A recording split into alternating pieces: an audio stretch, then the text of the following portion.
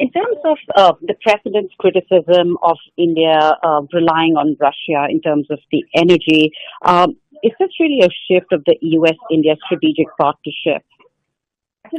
Well, I think that the shift came when Russia invaded Ukraine, and in order to provide the wherewithal to continue this sort of imperialistic venture, it cut prices to India and to others, particularly to China, in order to keep the revenue flowing. But India can take measures with many other sources in regard to oil. And I believe that it is true that India needs to reevaluate its leadership position as a great democracy. And as far as I can see, the values which are expressed by authoritarian regimes are not those of India, but it is up to India to decide in the longer run where its interest in being a world leader lie. Great, Vickery. Thank you so much for talking to ANI. Firstly, your impression or your reaction to President Trump's announcement this morning. What do you make of it? 25% tariffs on India plus penalties. Well, thanks very much for having me. It's always a pleasure to talk with ANI. I think this is typical Trump trying to create as much pressure and chaos on a bilateral basis as possible so that he can, in the end, claim victory by solving or at least ameliorating the problem which he's created. The basic difficulty is the abandonment by President Trump of the multilateral approach to international trade as embodied since World War II, first in the General Agreement on Tariffs and Trade and then in the WTO.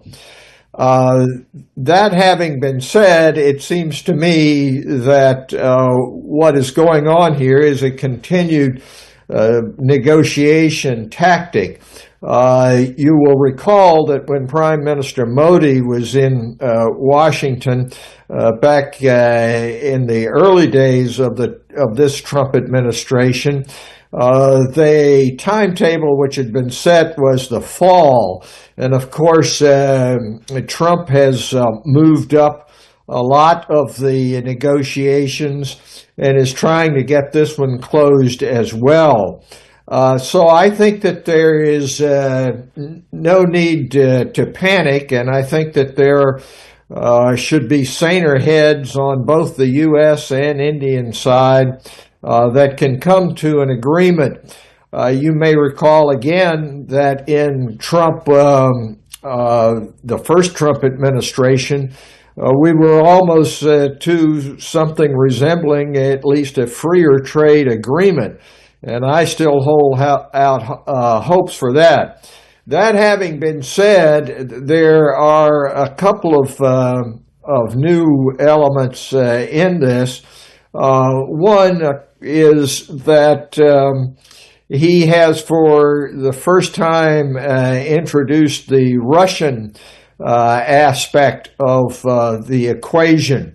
You may recall that he said he was going to solve the Russian invasion of Ukraine on day one, and that hasn't occurred. It's finally gotten through to him that Putin is not his friend, and that he isn't going to respond to anything other than pressure.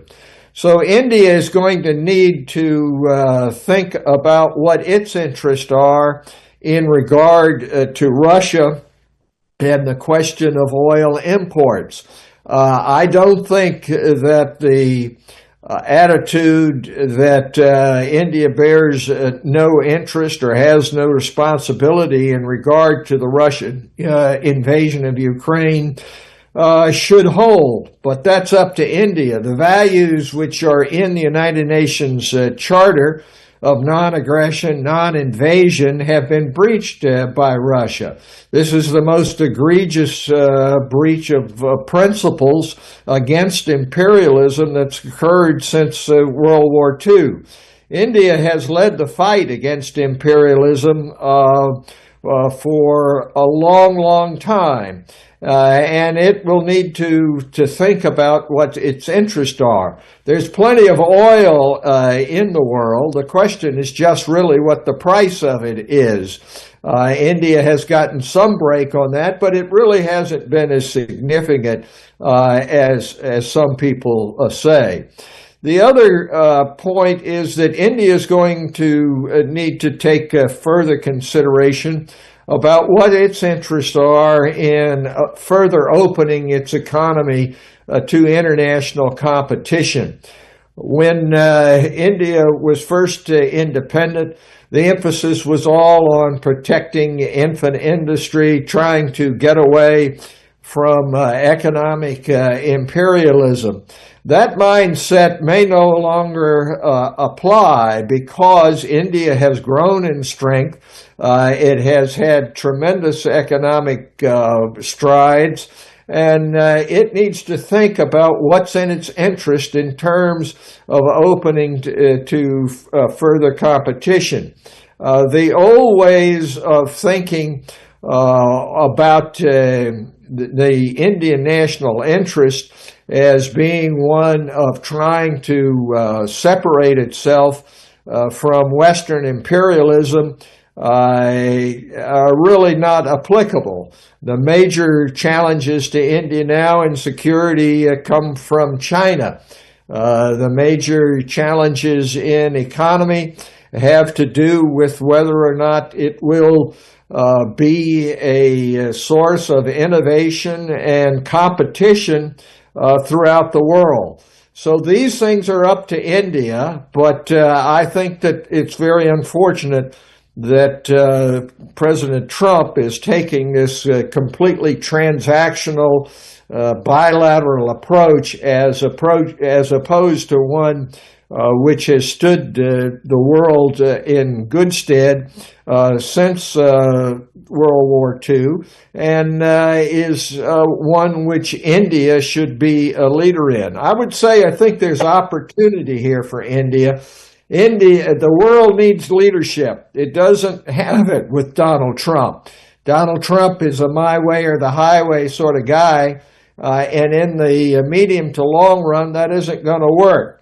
But India is a past master in many ways of being able to work with others, and it should step forward as one of the world's leading democracies to fill the void which has been created by President Trump.